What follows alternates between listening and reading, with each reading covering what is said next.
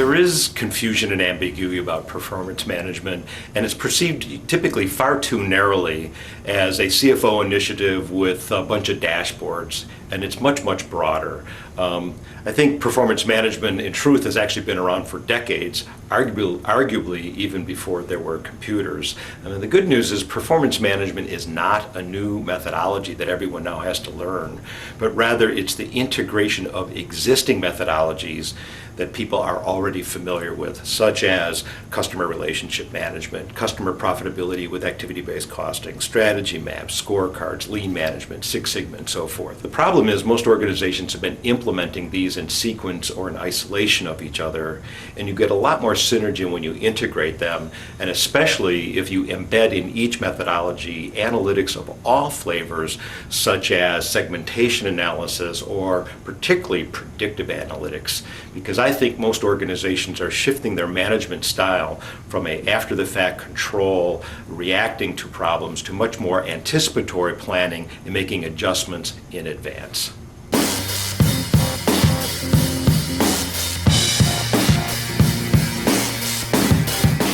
Is that the ROI, the return on investment from financial investments, is shifting from tangible assets like machines and servers and assets to much more intangible assets such as information. And that ROI accelerates exponentially as you do go from raw data to information. If I may add, many organizations are sort of stuck with just standard reports and raw data, and it limits them to answering what happened. But as you shift to performance management methodologies, such as activity-based costing, strategy maps, not only do you know what happened, but why did it happen, and when you get to the predictive view, put more emphasis on forecasting, you know what can happen, and it's on the road towards optimization.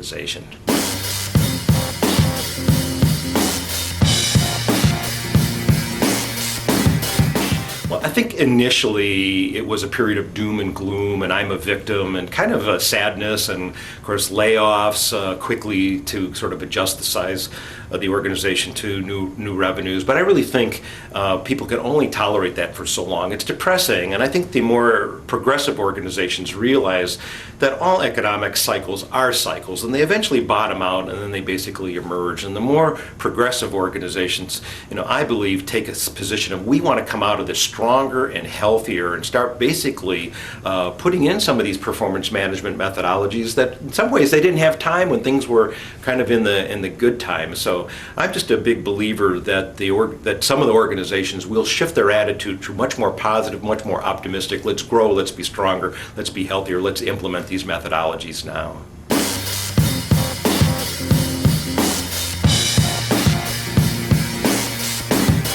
That's a question I've sort of been asking myself, because I got introduced to activity-based costing in 1988 with KPMG Pete Marwick, and I thought it would take off like a rocket. I was so shocked at how different the numbers looked, and particularly the organizations that moved from just product and service line profitability all the way down to channel and customer profitability. But it has been gradual, and I've started to conclude that there are really three barriers that prevent or sort of slow down the rate of adoption. One is definitely technical. They don't have the data in the right place, or they've got dirty data, and so. But there's tools such as, like from my employer, SAS, that can clean the data. A second area is just design issues. Sometimes accountants don't really know how to really design a cost assignment network for activity-based costing.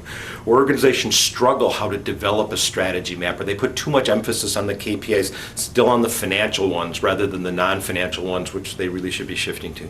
But I think the real big hitter, the real big barrier is social. It is getting people over resistance, and resistance to change is natural. People love the status quo. So things like not wanting to know the truth, not wanting to be held accountable, not wanting to be measured, or in some cases senior management not providing enough leadership to drive transformation is really one of the big barriers.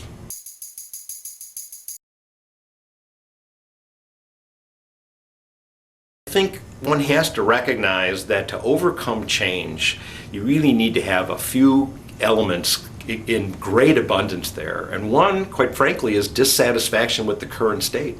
Unless people are unhappy or have some discomfort, they're really not going to change.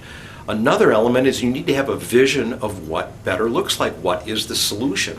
And I believe that a way to really overcome resistance is you actually have to put on the table some of the discomfort, such as, hey, we don't understand where we make or lose money. Hey, we don't understand which customers are more or less profitable. Hey, our organization doesn't know are the right key performance indicators or not. And once you start putting those questions out, the discomfort raises, and then people start looking for the lifeline or the rescue line. What would be a solution? And then these performance management methodologies that seem so imposing are a lot more, if you will, acceptable.